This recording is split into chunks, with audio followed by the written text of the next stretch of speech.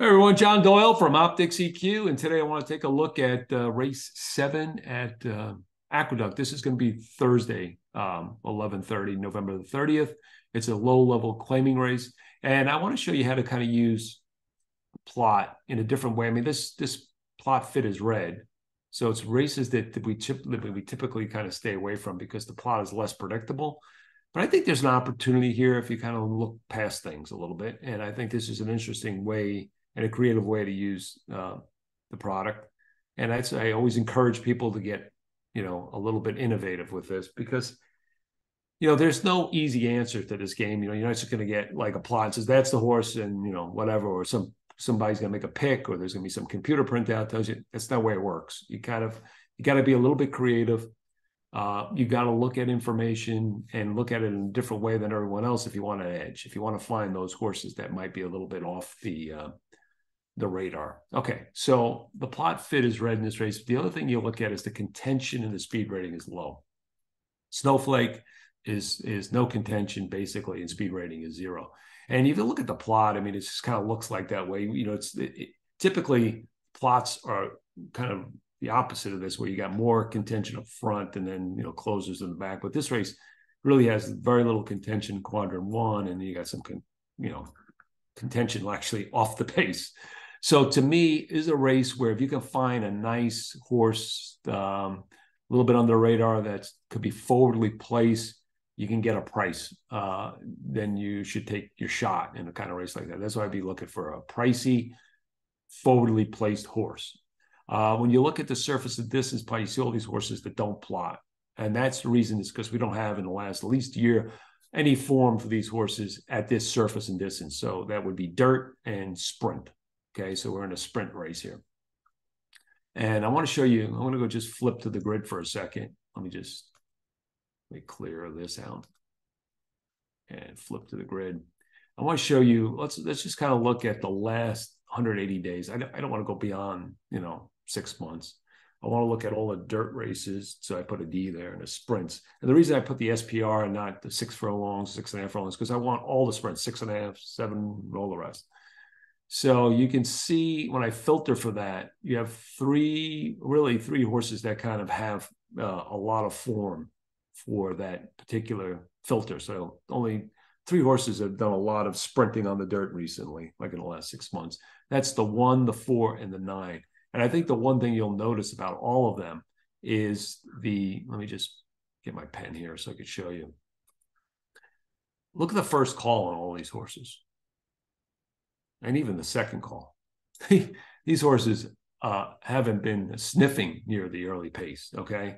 Now, some of them are coming out of like the 9, come out of better races and stuff. But still, run style-wise, these horses are way back.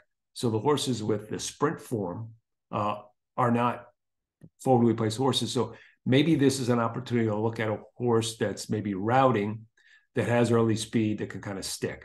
And so let's go back. Let me clear this out.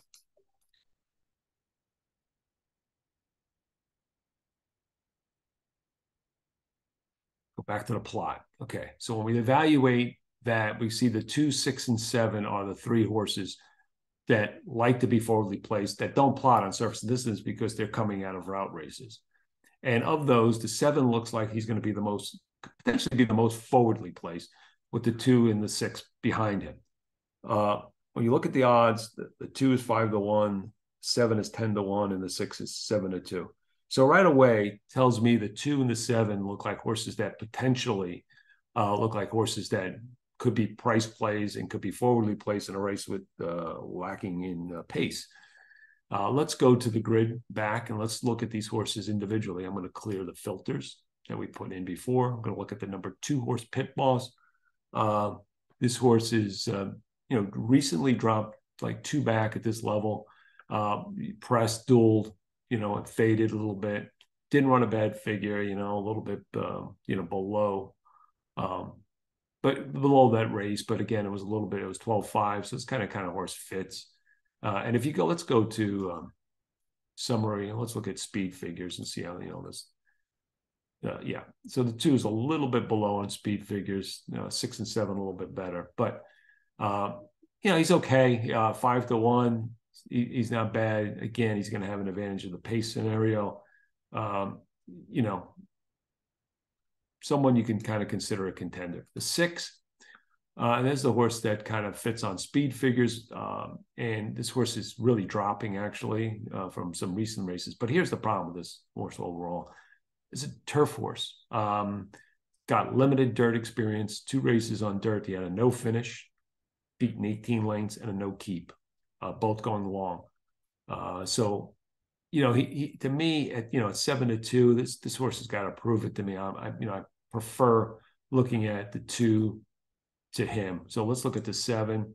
The 7 is Co-Conspirator. Now, this horse is going to probably get overlooked because he's been coming out of races at Finger Lakes in State Bred Company. So I think that's going to be negative when you he's been running against, better level at that track. But again, when you compare it, he's kind of maybe a little below on class. The good thing, though, is the last race, which he won, the figure range was 79 to 85 versus today's 78 to 86. So, this horse was running against, at least from Optics figure range, a similar kind of field in terms of class. So that's a positive. And you can see his last 3 races, this horse is kind of on the improve. Was Preston duel 3 back, going around 2 turns, made a hard lead and dueled. And if you look at the extended comment, it said he was a 34 to 1 shot, and he tried every step of the way. So he was showing some grit there. And then his win at the same level was a gritty win. So this horse is showing signs of improvement, showing signs of class. And, he's 10 to 1 in the morning line. He's going to kind of get overlooked because, again, these there's kind of a bias against Finger Lakes. But, again, everything's situational. If you're going to get the price, the horse is fast enough. You can see he's fast enough. He fits on speed figures. He's got a shot here, okay? And the other thing about it is kind of a, secondary thing. I see this guy Alvarado, and this is not Junior Alvarado who's riding him today, okay? This is NR now Alvarado, and he's the regular rider for this horse, at least he has been the last couple of races at Finger Lakes. So to me, it's a positive when a guy like that kind of ships with the horse. That's usually tells me intent is good. So I'm going to say interesting horse here is the number 7 Co-Conspirator. I think the 2 is a definitely contender. The 6, just from a price perspective, even though the pace scenario might work, it's got to kind of prove it to me on dirt. So for me, the 2 and the 7 look like horses that could take advantage of this kind of pace scenario and are both viable alternatives at price. Obviously, the 7 looks much better on the price play. So watch the board, figure it out, and see what you want to do. So that's it for me, John Doe, OptixEQ. Check us out at OptixEQ on Twitter or X, and also go to our website, OptixEQ.com. We're going to be doing some more video analysis with Emily in the future for some subscribers, so where we go into detail on races and maybe help people handicap using optics. So look for that. Also look for the new year. We're going to have some new changes and new things coming up. So stay tuned. Should be exciting. And thanks for your sponsorship and thanks for listening.